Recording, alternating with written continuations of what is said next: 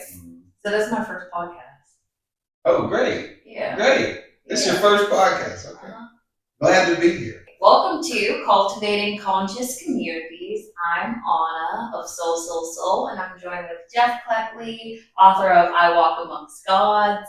This is my dad. Thank you so much for joining me today, Dad. Thank you for having me. Yeah. Thank you. I'm honored. Awesome. To be here. Awesome. So first, we're going to talk about you. Okay. You just launched a book Yes. called I Walk Amongst Gods. And I know it's been a bestseller on Amazon, and people have really been moved by your experience on the podcast that you've been on. Yes. And I just want to talk about the experience and the feelings. Like, how's the last few months been for you since launching? You know, it's crazy that you say that because every day I'm waking up saying, wow, this is happening. Visualizing of what we wanted to happen is coming to fruition. And that's amazing in itself. This is the stuff we teach, and this is the stuff that I learned, how to make this happen. But when it happens, it's hard to grasp, but at the same time, you have to enjoy the moment, take it in. That's where I'm at. But the feeling is wonderful. I'm walking on cloud nine if there's a cloud nine in the morning. Cool. That's awesome. Yeah.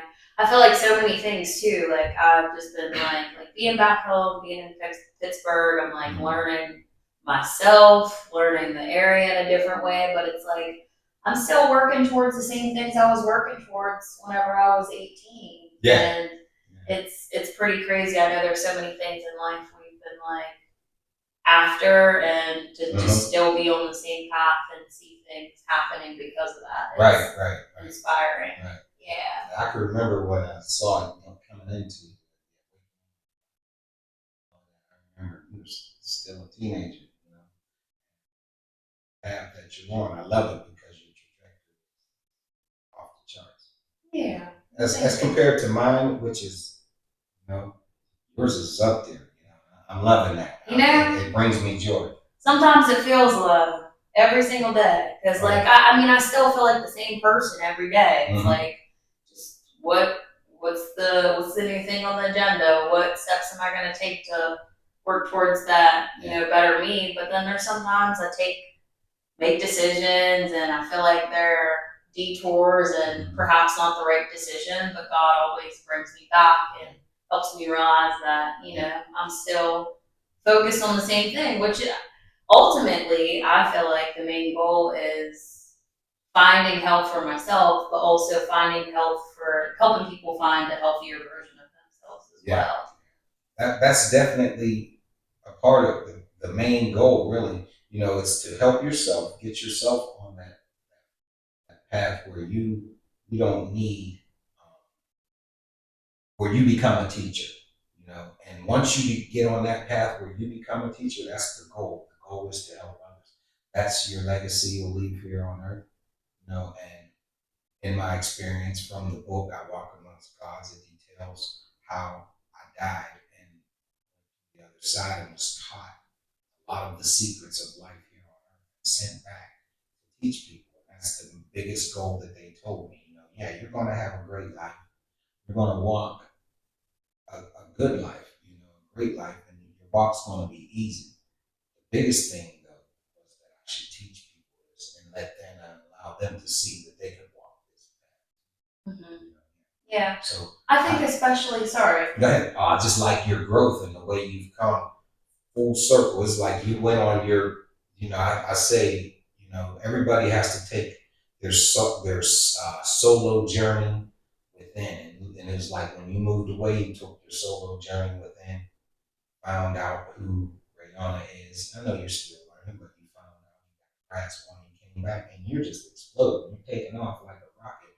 And that's one of the things that happens in this is that we take these trajectories up, then we'll plateau.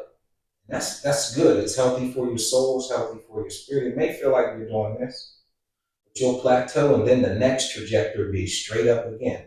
And what I'm learning is, the longer you stay on that plateau, and you're working towards your goals, you feel like you're not going anywhere. You're just on this level. The next time you elevate, the trajectory gets straighter and straighter. You go up like this, next time you're shooting up, and that's what I see happening. Well, thank you. I feel it too, but also like about the plateau, it's like I'm so happy to be at a plateau. Yeah. You know what I mean? Like these next few months, it's taken me so long to get my feet back on the ground, and I'm like, I'm ready to get a routine. I'm ready to do the same thing because I think that, and I talk about this with my friends all the time, say I want to drink a gallon of water a day. I've done that before. I know that I'm capable of doing it. Say I want to go to a fitness class 5 days a week. I've done that. I want to practice yoga 30 days straight. I can do that.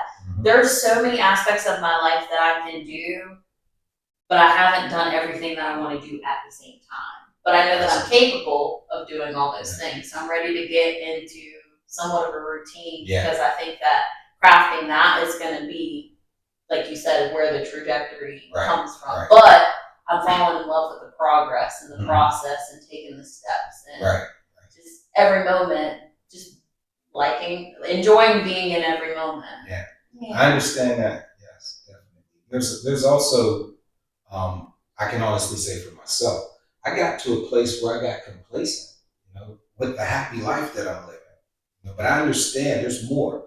There's another elevation to this. I'm living a wonderful life. I'm enjoying the ride. Yet there's more to it.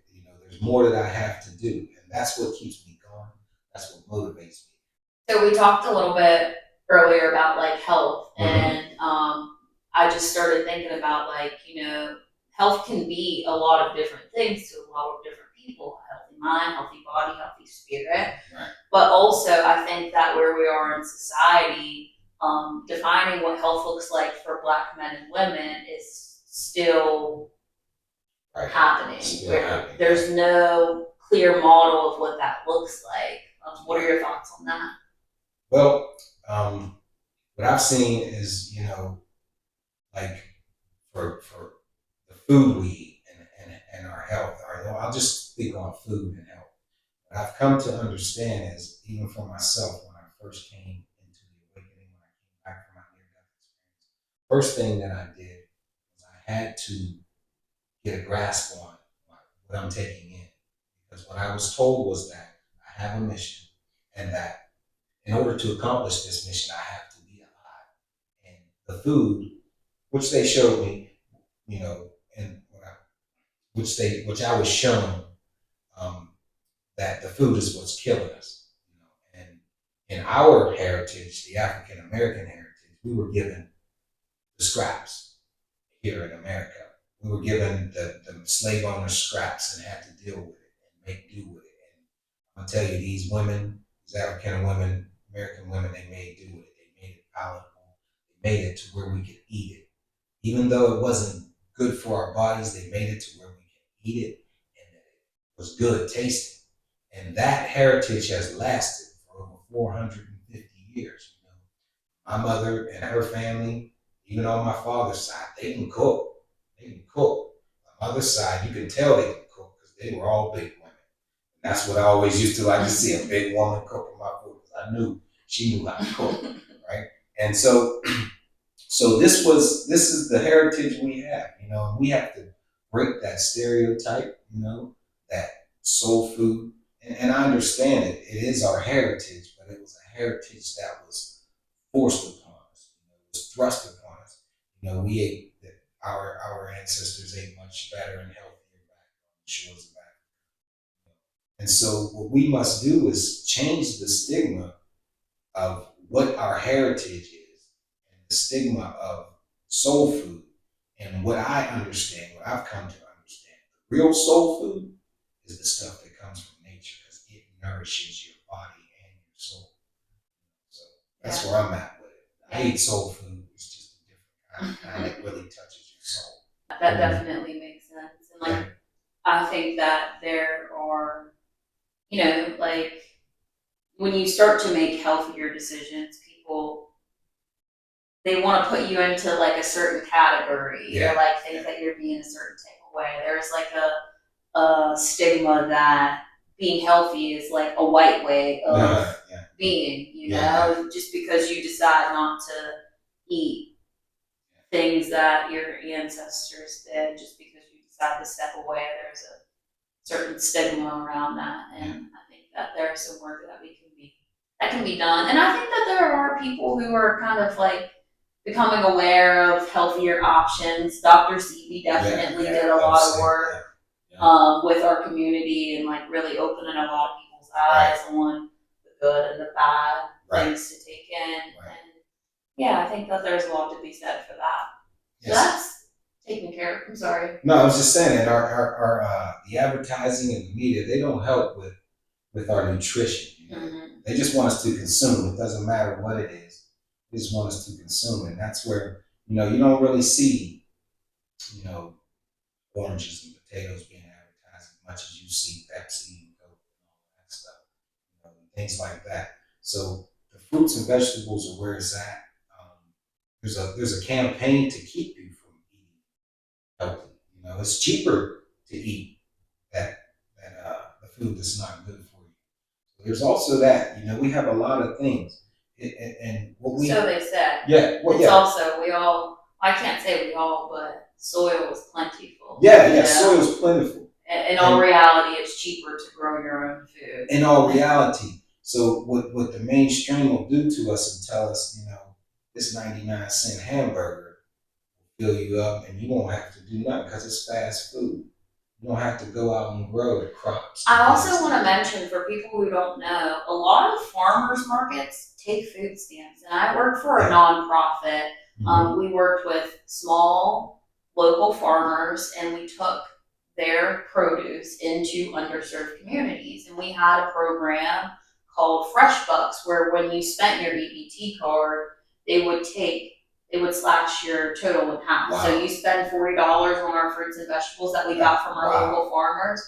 We're only taking $20 off of your EBT card. And I know that there are a lot of programs like that.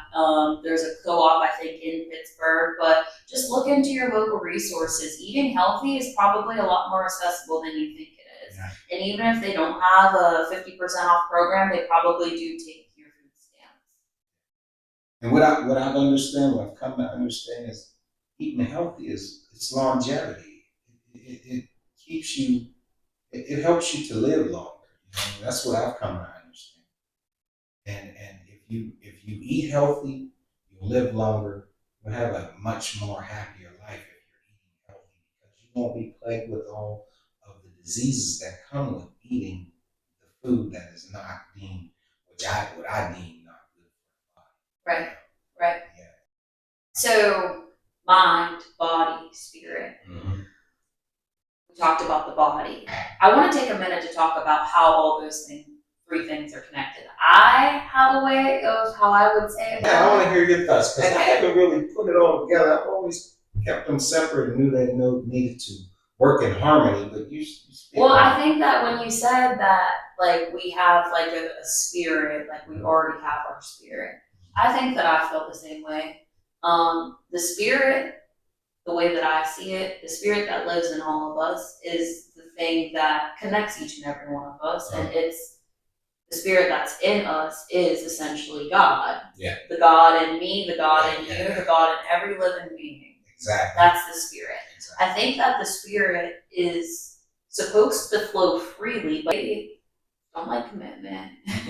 I don't know if it's that people don't believe in change for themselves or if they deem themselves not capable of like committing to something for a long time. Yeah. You know, we're filming? We are now. Yeah. And I was I see people and I've learned something. I've learned one thing about this, you know, in my experience, and that is people, like you said it, they're not committed. They're not committed. And this was the one thing. There are people who I hold in high esteem in my life. People that I respect and I hold in high esteem. And then when I look at their health discipline, I lose respect. Yeah. I lose that respect because I say they are disciplined in every field of their lives, but when it comes to their own self, where they should be the most disciplined, they're not. And I had to die. Believe me, I walk amongst gods is about me dying. I had to die to figure that out, though. There's people that will die and never figure it out. I feel myself fortunate, or I'm hard headed. Some people, they got this and they didn't have to die. Yeah. They got all I feel like my walk with God has definitely made me lose respect for a lot of people. Yeah, it does. It does. It does. And here is the whole thing in that. You gotta love them. Yeah. You know, you don't respect what they do, respect what they do in the world or to their bodies, but we love them. For us African Americans, we do need to get a hold of our health. And our idea of health. Yeah, and yeah, our idea of health. We need to get a hold of it because the statistics, they put out so many statistics on African American health. We lead in hypertension, we lead in many diseases, and it doesn't have to be that. It could be a much better way. And here's the thing, too. Our bodies, the African American body, for some reason, is very resilient. It's very, if you put work into that body, it improves much faster than the peers around us, even of other ethnic descent. It appears your body just happens to. I noticed it just growing up and becoming a man and being in the military and being around. I mean, it's no question whenever it comes to like Athleticism, exactly. People make jokes of it. They make jokes of it. You know, they used to tell us we had extra muscles in our legs, which made us run faster. I don't know about all that, but something about it, it makes our bodies are resilient, and they are made for, I guess, the harsher climates over there in Africa or whatever, as our heritage. Yeah, but our bodies, they are, if we put the right stuff in them, man, these machines they'll run indefinitely. And that's one of the things I always talk about is this magnificent machine called our human body. It's a gift that's divine from the Creator. We were sent here with this human body to traverse this realm called Earth. And it is very resilient. I call it the most magnificent machine ever made. They're still trying to make machines to do what this body can do. We'll call them androids. We'll call them the AI robots. They still can't mimic what this body can do. It'll probably be hundreds of years before they can actually get an android to mimic what this body can do. Or maybe they never will, because this thing starts out small and it grows. And it grows every year, it grows until you reach a certain age. And that's amazing in itself to see solid bone go from this big to this big. It's amazing to see this, and most people don't see it like that because we're not taught that this thing is magnificent. We're actually taught that we should put chemicals and drugs into it to make it more magnificent. We're also taught that it's like something that is I don't think our relationships with our bodies are as unified as they should be. Like we were talking about mind, body, and spirit, the union of them. Right. To come back to that, if you're the spirit, like we said, it's the spirit that's in me, the spirit that's in you, the spirit that unites us all, that is God. The Holy Spirit that dwells in all of us. It needs a temple that is operating in a way where it can flow freely. So the spirit lives inside of the body. The body is operated by the mind. Mm-hmm. What were we talking about? I lost my train of thought. About the magnificence of the body. Oh yeah, and the disunion. People, I think, walk around and operate their life just using this thing, or you know what I mean, using their body, misusing their body. It. Yeah, it's like we get this Maserati, this Lamborghini, and which I call the body. I always envision it like this. Everybody gets one of these Lamborghinis and Maseratis when they come into this world. Most people just take theirs and drive it to the ground. Yeah. It's like every time you stop and go through a drive-through window, you're just scraping up the sides. Yeah. We all got the same opportunity take it for a car wash, Yeah. buff it out, Yeah. change the tires on it. That's Exactly. putting the fruits and veggies in your body, the upkeep, treating it right. Yeah. But yeah, our bodies. What I've come to understand is this is a magnificent machine, and we all. That was the key. This is a magnificent machine, and we all have the potential to have this thing running optimally if we put the right things into it. That's good. Yeah. That's good. Yeah. Yeah. For sure. Back to the mind. Mm-hmm. What happens in our minds that take us everywhere else other than where we're supposed to be? And it's not even necessarily that question. Mm-hmm. That already happens. We know that happens. Right. But there are tools that you know of that can put our mind where we need it to be, like meditation. Yes. So the mind is so we have the conscious mind and the subconscious mind. This is what I've studied over the past 11 years. The subconscious and the conscious mind. The subconscious mind is the creator. It creates whatever in your life that you are thinking about in your conscious mind. So when it comes to the mind can be. And for people who don't know or get confused by this, you're not aware of your subconscious mind. No, your subconscious mind is operating totally on its own. It is involuntary, and it's only working what you put into it. So your subconscious mind, what I would call God.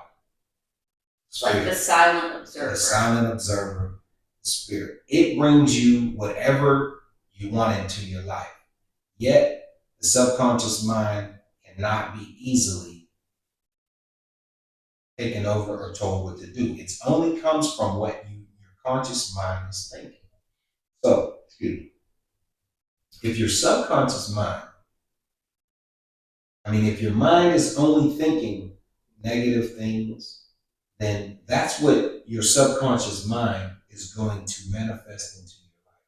I call the subconscious mind the creator. Whatever you can impress on your subconscious mind, you can bring it into this existence materially. You can materialize it into this existence. So the subconscious mind can be impressed upon, and there are ways to do it. One is you must quiet the mind, because the conscious mind is constantly reaching and seeing. It has been termed the monkey mind because it just does what monkeys do. It's everywhere if you can't control it. The mind is wavering. It's always looking. It's always seeking. It's always telling you things that can go wrong in your life. It's always telling you things that can go right. Mainly things that can go wrong. And it's always busy. So what you must do is quiet that mind. And then you must use that mind to send suggestions to the subconscious mind, which is the creator. It brings into the world whatever you're thinking. Now, if you're thinking bad thoughts, if you're thinking that your life ain't good, right? Guess what? This is for future too. This is for, like, if you're right now thinking that things ain't gonna go right, in the future, your things aren't gonna go right. If things aren't going right in your life right now, that's because your mind in the past has been telling you for a minute that things aren't going right. So you can use your conscious mind to hijack the subconscious mind. Yes. You first have to get a hold of the conscious mind. So this is something that I do, like at the end or the beginning of the yoga class. It's like, okay, monitor your thoughts. Where are your thoughts at right now? And when thoughts, it's a part of like when you're learning meditation. The thoughts are going to come. Mm-hmm. You very first though have to become aware of the thought. You got to be aware of them. So they're happening. Yep. They just happen. Monkey mind, it's going. And then when you're aware that you can get control of your thoughts, you say, oh, I'm having a thought. Mm-hmm. Yes. So that's like hijacking. Like you're like, okay, there's a thought. It's coming up. it doesn't really matter what the thought is. You just say, that's a thought. I'm meditating right now. I'm going to take that thought, put it to the side. So hijack the conscious mind. So then what? How do you then once you hijack the conscious mind, what do you then tell it to send to the subconscious? And so this is where after you hijack the conscious mind, let's say you've come into meditation and you have grasped and you silence this mind. And now what happens is once you silence the conscious mind, now use your conscious mind to send suggestions to the subconscious mind, which is the creator. So if you can convince the subconscious mind that you are wealthy, guess what? Wealth has to come. Thoughts become things. This is what I've learned in the beginning. Thoughts become things. Whatever you're thinking, it trickles into the subconscious mind and it becomes materialized. So now you got these thoughts. What do you want? What do you want out of life? You want wealth? You want riches? You just want a healthy body. What you have to do is condition this mind to speak to this mind. And how do I do that? My best way is to get into that state of meditation. And then what you do is project your future onto your subconscious mind. What do I mean by that? What do you want? Okay, I want a car. I want a new car. Well, this is how you do it after you've quieted the mind, after you have got control of your mind and you understand that these are thoughts that's running through your head. You can tell those thoughts, bye. I don't want any negative thoughts, any negative thought that comes in your mind, you can dismiss. Now, what I've come to understand is that every day, we have about 65,000 thoughts that run through our head. And I'm here to tell you, you can control every one of them. I've done it. I've understood it. I understand it. I understand when there's a bad thought come, I can take that thought and tell it. This is what I speak to the thought in my mind. I say, if the thought is like, oh, you're going to be late, or make sure you don't get in no accident, I stop that thought right there and I say, what's going to happen is, and that's how I speak to it. What's going to happen is, I'm going to be on time. And what's going to happen is, we're going to arrive there safe. And then I even belittle that thing by saying, you know what, that's the old way of thinking. The new way of thinking is this. And this is how we see everything. It's a positive way. I even belittle that thought and make it understand that we don't think like that. This is how we think now. When I say we, I'm talking about my mind and my spirit. I mean, my mind and my subconscious mind, spirit, whatever you want to call it. Subconscious mind, spirit, God, whatever you want to call it. And I tell it that and I redirect it. Now, other ways to get to it is the visualization. You want a car?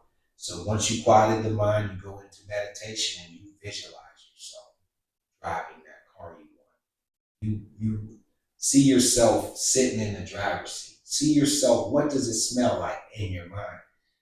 Reverend Ike is one of my mentors, and he said, you have to go there in your mind. You have to be there. You have to walk it. You have to live it. You have to smell it, taste it, touch it in your mind. And if you can do that, it materializes here in the physical. That's one of the gifts that they gave us, whatever you want to call that thing, prime creator, the one that I call it God. Some people call it God. I call it the universe. I call it Creator Prime, the original creator who created things that create things in this infinite process. So whatever you want, you see it in your mind, and that thing we call God gave us this power to have it here in this material world. That's the way I've come to understand it.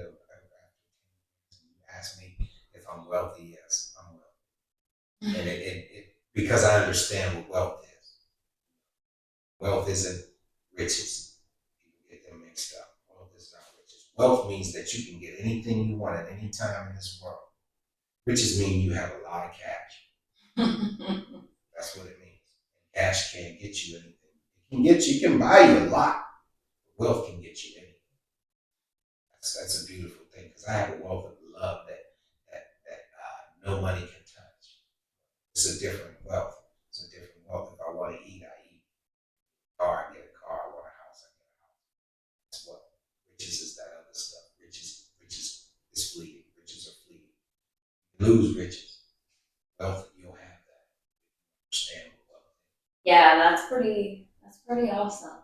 I think that people give up, like we said with the commitment thing. Yeah. You know, you sit down and you're like, I'm not getting this, but you've been practicing meditation for what, about 10 years? Yeah, and it's exactly that. It's a practice. Yeah, Like the 65,000 thoughts and you saying you can control all of them. Yeah. That might be intimidating to someone, but you sit down and you take the time for yourself.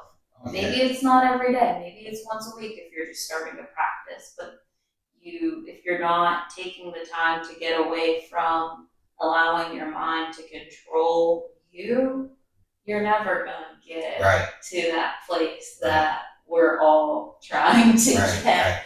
It's a discipline, I can say that. And it's about how bad do you want it? You know, how bad do you want it? Because guess what? You can say I want to be rich. You haven't taken one step as to being rich. Or I want to know what wealth really is. You have to take a step and understand what wealth is. Start studying what true wealth is. And this is a step that doesn't really require any resources, which is really big on Soul's mission. You know, it doesn't take a lot of resources to sit down and quiet your mind. And what could actually happen if you got past the little thoughts, the small things, the small worries? Because I think the most problems that people deal with on their day to day are things that they would realize aren't problems if they took 10 minutes to sit down in meditation and realize that you're not your thoughts. Right. You're separate from them. When you journey through this life, you really should be operating from an observer standpoint. The things that happen to you aren't you.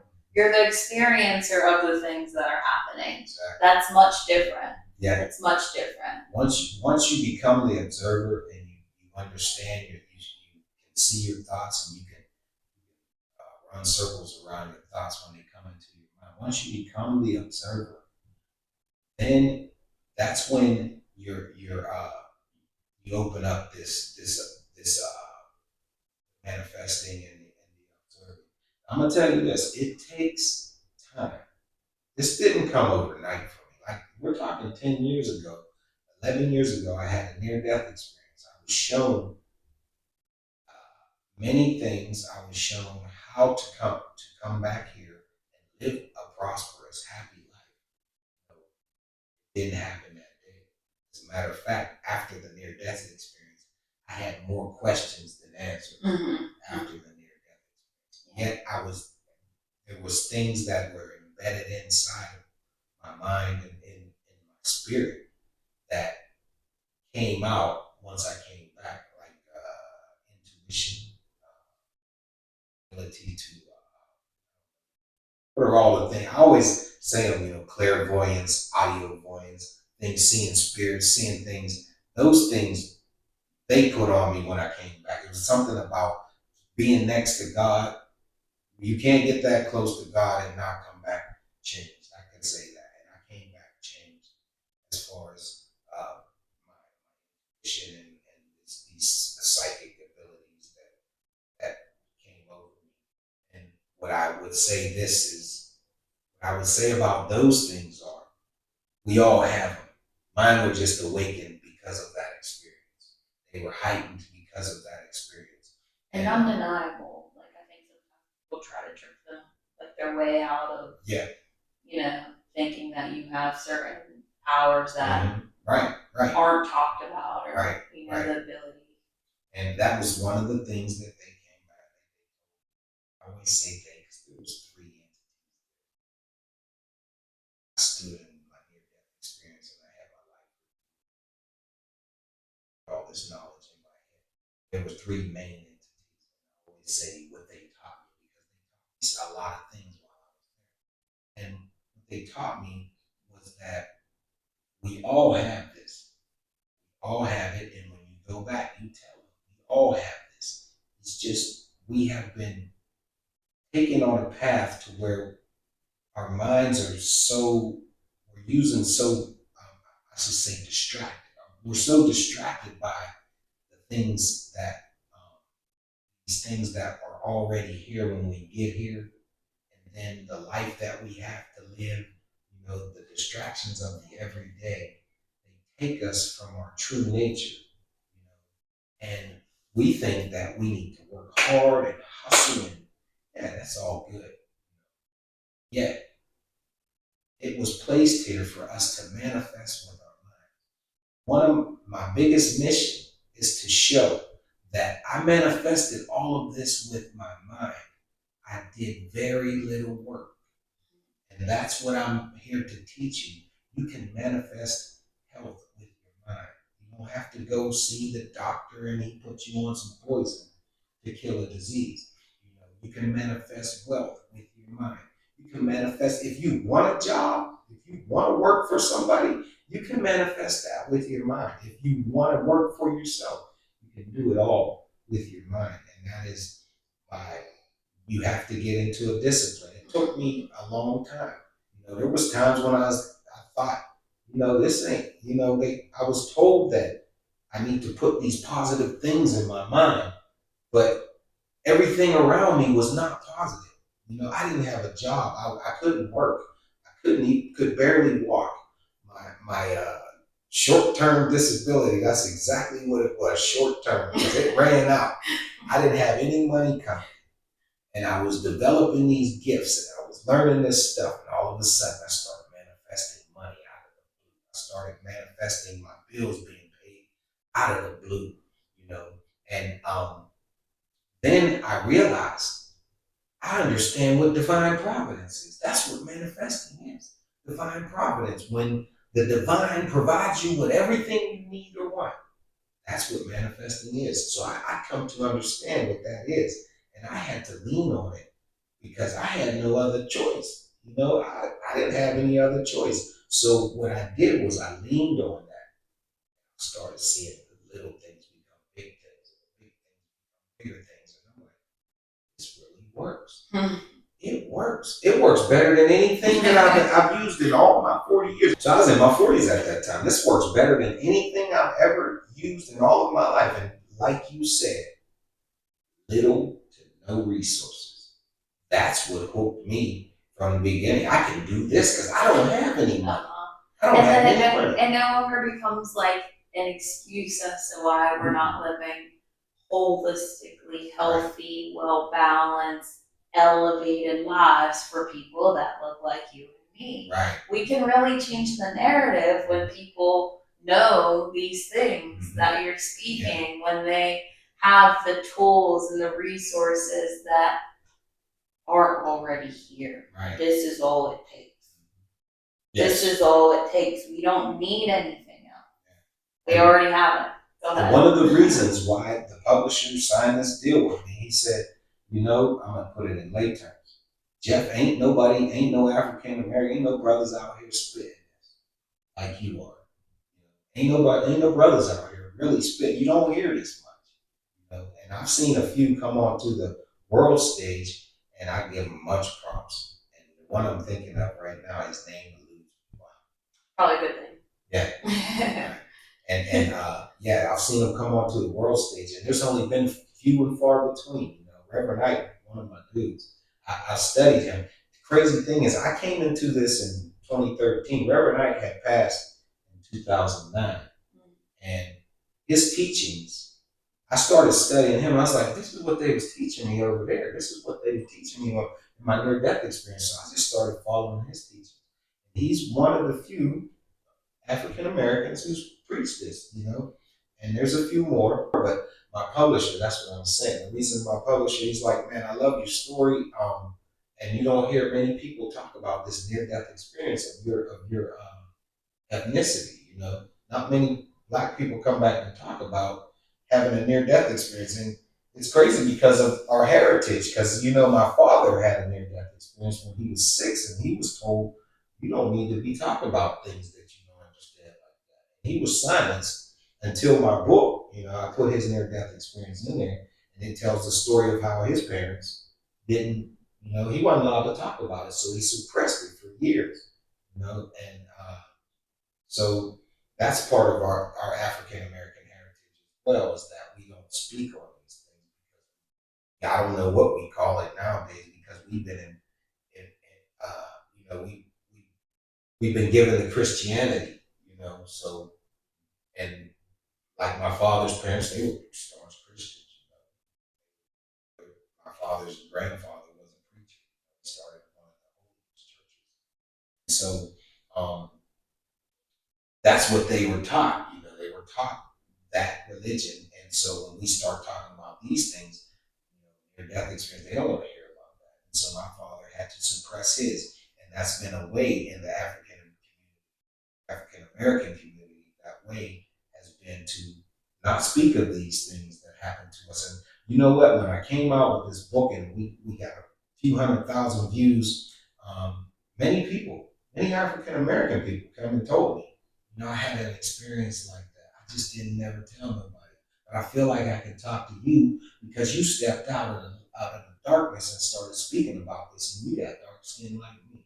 I've had many people say that, write me, even come to my house and tell me the story in tears of how they had that same experience and how it changed their lives. And it's amazing that we don't discuss these things, and we should. We should discuss these things, because what I've come to understand is, at the end of the day, I don't care what any of my African American brothers say about me, or if they say, "Oh, he ain't black, he's talking." No, because guess what? When I stood before that thing we call God, they weren't there. There was nobody there but me, and I had to account for every one of my actions. I could not speak and say, "Well, they made me do it," because I remember how that worked out for Adam. It worked pretty good. Well, a woman made me do it. A woman said, God don't see. He does not see. You cannot. Yeah, you can't make no excuses. There are no excuses when you stand. You want to know. You want to know what I told him and why I came back. It's in the book. And go and check it out. I Walk Amongst Gods. I Walk Amongst Gods.com. So much in there. I learned so much about my dad that I didn't know before. And I feel like we've always had a pretty open relationship. Yeah. But just to look at someone's life from start to finish, start to that point, which I guess you could call an ending, a new beginning. Yeah, new beginning. Back. Yeah. And I think that there are so many great things to come over these next few years. And I think that there are millions of people who are going to be touched by your story. I'm happy to be a seed of yours, because in your touching them, I will touch the world as well. I want to invite you to check out soulsoulsoul.com. You can find my merch, Yoga for the Soul, t-shirts on there. Thank you guys so much for tuning in to Cultivating Conscious Communities. Until next time.